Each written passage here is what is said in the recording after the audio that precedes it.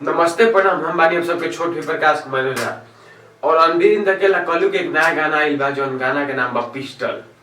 जी ये पिस्टल बा जो अरविंद धकेला कलू गाना आइल बा। आई जौन गाना में लड़की का कहती है, आप स्टार्ट करतनी गाना सुनिए एक बार।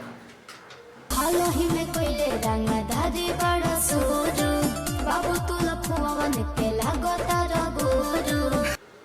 और ये गाना बड़ा बड़ा रंगदार के फेल कर दिल बा गाना। ई जौन इंट्री एकदम का खतरनाक बा, एकदम गजब दिल जीत लेता है गाना। और ये गाना में अरविंद धकेला कलू के लाइन का कहते हैं, एक बार गाना सुनिए करी। पिस्टल लियाइल बन किन के मारब छाती में 6 गोली गिन के। अरे मैं और बात करी गाना के बाद, तो गाना लिखले बड़ा आशुतोष तिवारी और म्यूजिक बड़ा प्रियांशु सिंह और शिवानी सिंह अरविंद धकेला कलू के साथ में गईले बाड़ी।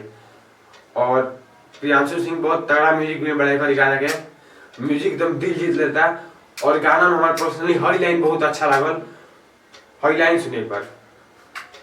इन बाटे रात करे खातिर मुलाकात कबो टाइम ला हमारा से दिन के।